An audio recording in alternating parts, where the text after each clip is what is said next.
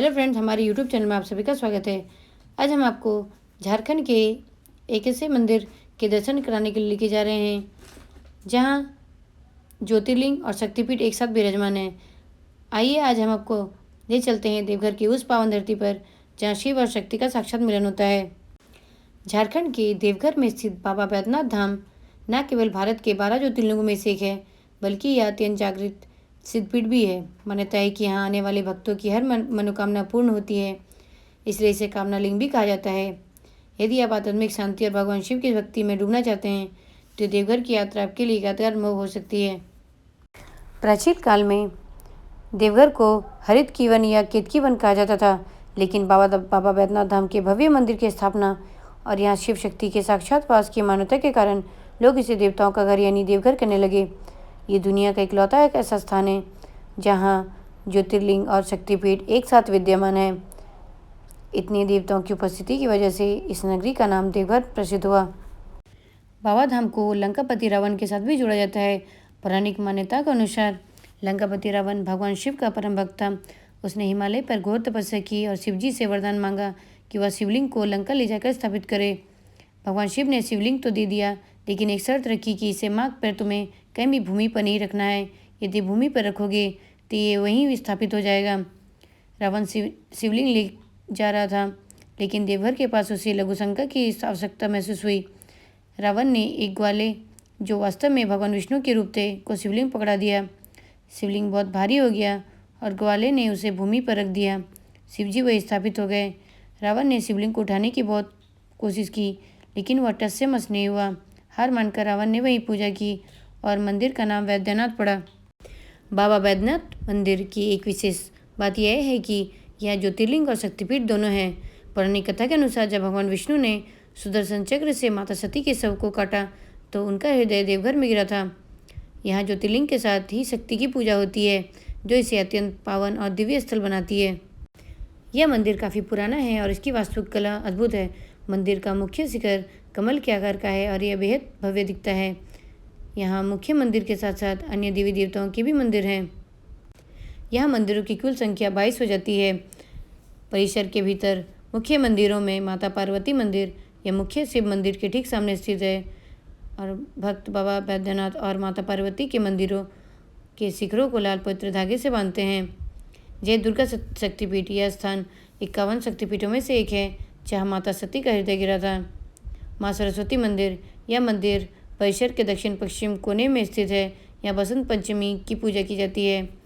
अन्य मंदिरों में गणेश, ब्रह्मा, काल भैरव, हनुमान, सूर्य, राम लक्ष्मण जानकी, गंगा, माँ काली, अन्नपूर्णा और लक्ष्मी नारायण के मंदिर हैं। इस परिसर का सबसे महत्वपूर्ण मंदिर है बाबा बैद्यनाथ ज्योतिर्लिंग, जिसकी ऊंचाई लगभग 72 फीट है।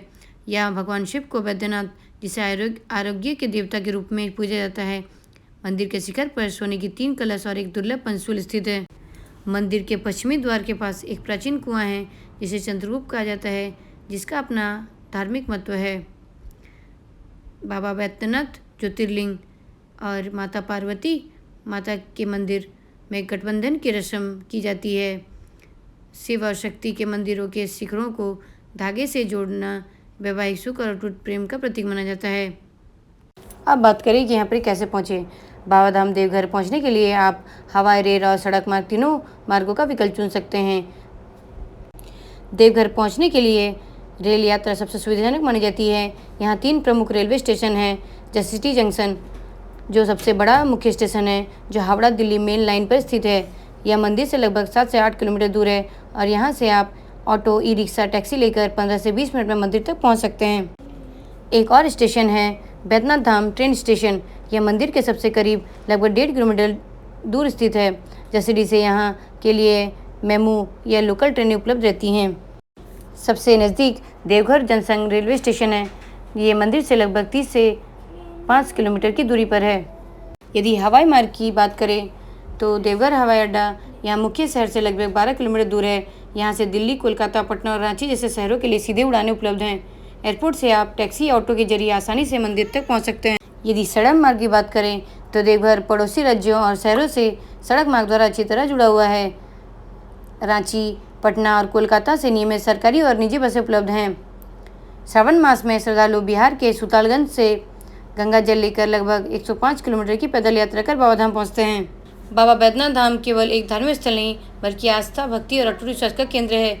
यहाँ की शिव शक्ति वाली ऊर्जा हर श्रद्धालु के मन को शांति और सकारात्मकता से भर देती है। चाहे वह श्रावण की कठिन पैदल कांवड़ यात्रा हो या मंदिर के प्रांगण में गूंजते बोल बम के जयकारे देवघर का कण कण में शिवमय है। अगर आप भी अपनी व्यस्त जीवन शैली से दूर आध्यात्म और शांति की तलाश में हैं तो बाबा धाम की यात्रा आपके लिए एक यादगार अनुभव साबित होगी। बाबा बैद्यनाथ धाम ज्योतिर्लिंग पर जल अर्पण करने के बाद आपकी सभी मनोकामनाएं पूर्ण होती हैं और महादेव का आशीर्वाद प्राप्त होता है। यहाँ आने का सबसे प्रमुख समय सावन का महीना जुलाई से अगस्त सबसे खास होता है। हालांकि यहाँ भीड़ होती है, लेकिन आप मेले का अनुभव लेना चाहते हैं तो यह समय बेस्ट है। सर्दियों में अक्टूबर से मार्च तक का मौसम भी बहुत सुहाना होता है और आप मंदिर के साथ साथ देवघर के अन्य पर्यटन स्थलों चित्रकूट पर्वत और तपोवन का आनंद भी ले सकते हैं।